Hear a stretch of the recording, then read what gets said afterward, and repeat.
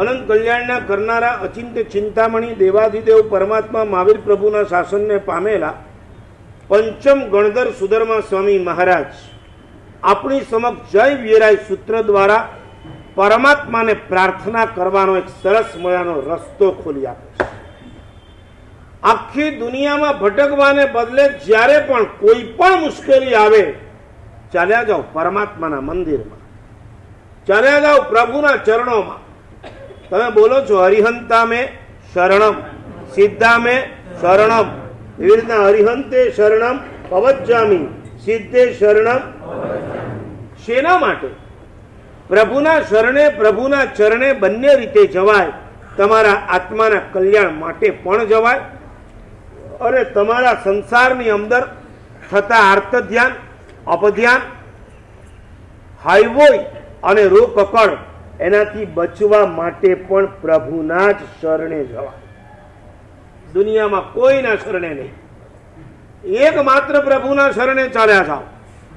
અને એ પ્રાર્થનાનું વર્ણન કરતા પહેલા સુધર્મા સ્વામી જેવા પણ એક નમસ્કાર કરે છે, એક મંગળ કરે છે.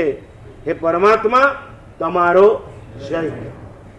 જયનો મતલબ તમને ખબર પડી ગઈ છે.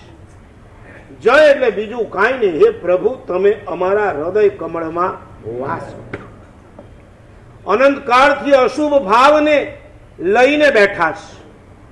એ અમારી તાકાતથી તૂટે એમ જ નથી, પ્રભુ એ તમારા હાથે જ તૂટે એમ છે.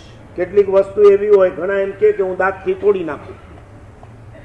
વસ્તુને તોડવા જતા ઘણી વખત શું તૂટી જાય? દાંત તૂટી જાય. દાંત તૂટી જાય એ વસ્તુ તમારા દાંતથી તૂટે એમ જ નથી. ત્યારે એના માટે કટર લાવવું પડે, કોઈ મજબૂત સાધન લાવવું પડે. બસ આ અનાદિકાળના અશુભ ભાવોને તોડવા માટે મારી કે તમારી તાકાત નથી. એ તોડવાની તાકાત એકમાત્ર કોનામાં છે? પ્રભુમાં છે, પ્રભુના પ્રભાવમાં છે. માટે પ્રભુ તમે મારા હૃદય કમળની અંદર બિરાજમાન થાઓ. તમે પધાર્યા એટલે મને તમારું સાનિધ્ય પ્રાપ્ત થાય છે.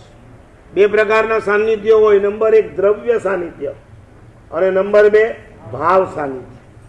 જો રોજના પ્રવચન સાંભળનારાને કેટલાક શબ્દો નવા લાગશે, આ વખતે જેઓ નવા આવ્યા છે લોકોને, પણ સાંભળશો, સમજશો તો મજા આવશે. દ્રવ્ય કોને કહેવાય ને ભાવ કોને કહેવાય? બોલો જલ્દી. દ્રવ્ય અને ભાવમાં શું ડિફરન્સ?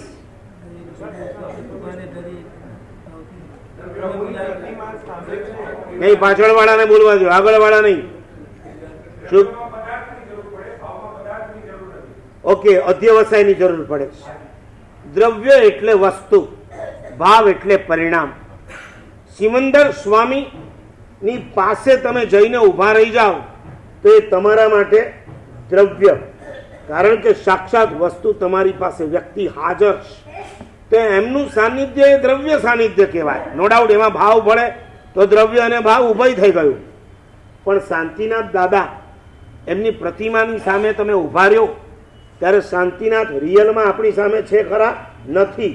પણ આપણે શું વિચારીએ છીએ કે એ પોતે અહીંયા જાણે હાજર છે. આપણા જ્ઞાનોપયોગની અંદર આપણે એમની ઉપસ્થિતિ, એમનું પ્રેઝન્ટેશન વિચારીએ છીએ. માટે આપણા માટે એમનું સાનિધ્ય કેવું થયું? ભાવ. જોજો ઘણી વખત ઘરે સામે કરતા હોય તો આપણા બા બેન શું કરશે? સ્થાપનાજી સ્થાપે, સ્થાપનાજી સ્થાપે. એ શું છે? ભાવ. અને તમે ઉપાશ્રયમાં આવીને ગુરુ મહારાજની પાસે આવીને કરો એને શું કહેવાય? દ્રવ્ય અને ભાવ ઉપાય. ભાવ ન હોય તો દ્રવ્ય તો ખરું જ.